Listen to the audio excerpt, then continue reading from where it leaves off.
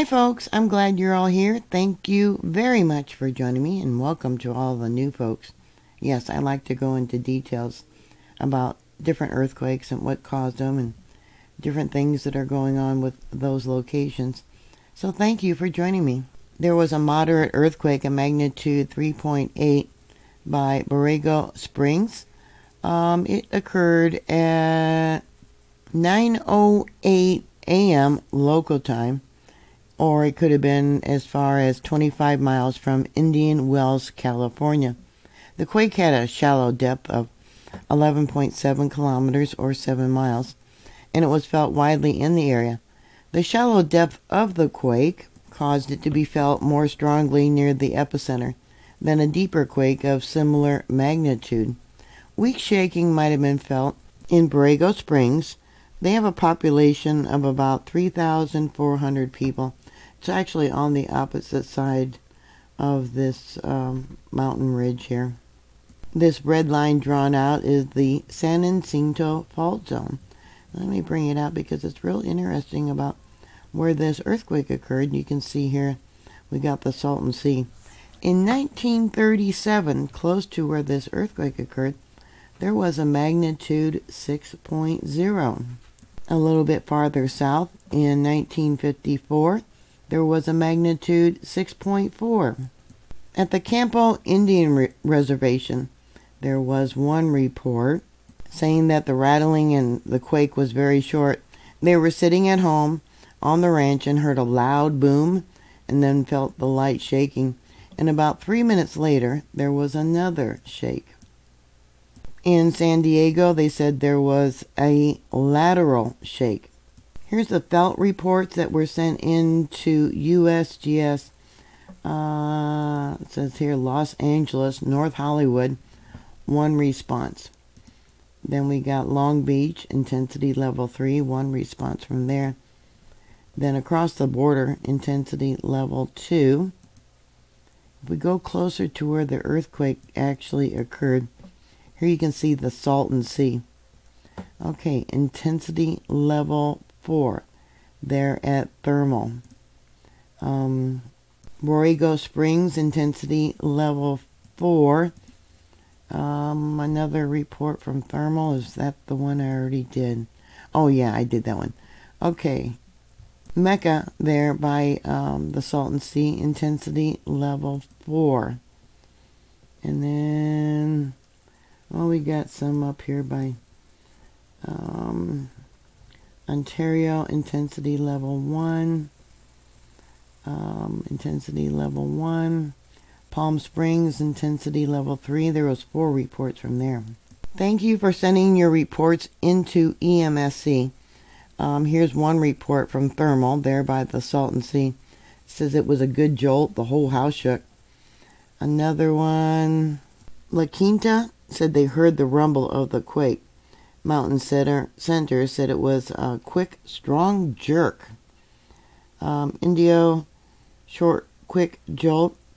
Indian Wells, loud boom, followed by slight shaking. Cathedral City, heard it more than felt it. Palm Springs, tiny rumble in Palm Springs. Lakeside, windows rattled a little bit. San Diego, small quick jolt. I typically don't feel these earthquakes. Oceanside, slight rattle and a creak in the house. And then another report from San Diego says, barely felt anything. Here we have the quarterly map for all the different fault zones. And you can, I don't know if you can see this here in orange. Here we got Borrego Springs, and it's actually on the other side of this mountain. This is a San Jacinto fault zone. Unnamed fault. They got so many different faults in this area, as you can see. Many of them have not been labeled.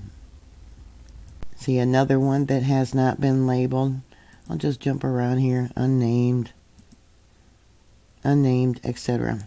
So USGS gave it an intensity level of 4. Felt indoors by many, outdoors by a few. At night they may have been woken up. Dishes, windows, doors were rattling. Autos rocked noticeably.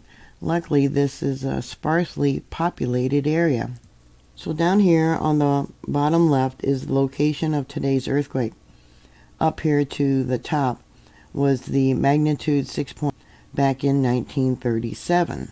Known as the Terwilliger Valley earthquake, this quake caused very little damage since the center was, or the location was sparsely populated.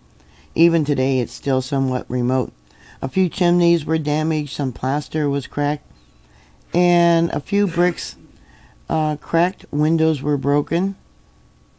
But the damage, because it was such a sparsely populated, could have been as great as the Santa Barbara 1925 earthquake or the Long Beach earthquake in 1933. Being about the same magnitude, if it did have a dense population, it would have been considered a very destructive earthquake.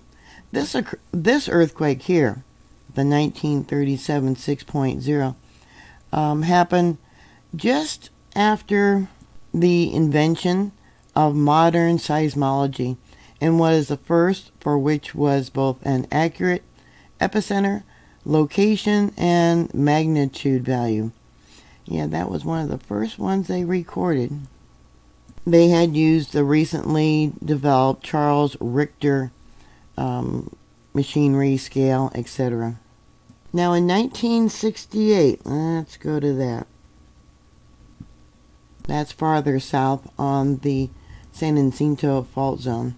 That was a magnitude 6.5. It was the largest and most damaging quake to have hit Southern California since the Kern County earthquake 16 years earlier. It was felt as far away as Las Vegas, Fresno, and even Yosemite Valley. That earthquake had a surface rupture of about 20 miles. The 1968 Southern California earthquake caused a lot of damage. Power lines were severed in San Diego, plaster cracked in Los Angeles, and the Queen Mary, it was in the dry dock in Long Beach, California, and it rocked back and forth on its keel for about 5 minutes.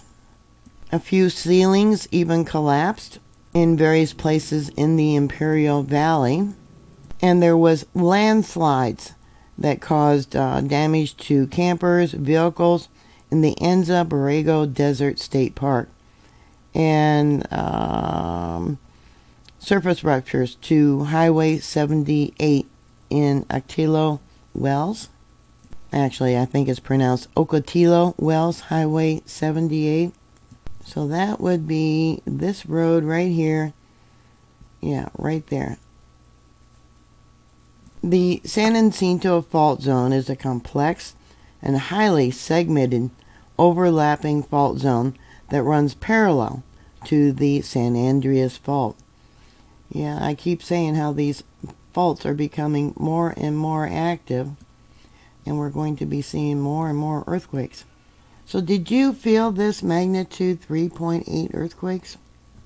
USGS doesn't have any aftershocks for that location. Someone said they did feel one, but there is a 0.8 a little bit farther south, Borrego Springs, it says, and then there was a 1.5 south of that location, Enza, California. So maybe it was one of those that people felt afterwards. The strongest being the 1.5. Yeah, please put your comments down below. Thank you very much for watching. Please like, share, and subscribe. Always be prepared for disaster. And I keep saying, check your gas and water lines if you have a large earthquake. Yeah, and have the tool to turn them off. Please stay safe, and I'll talk to you later. God bless you. Bye.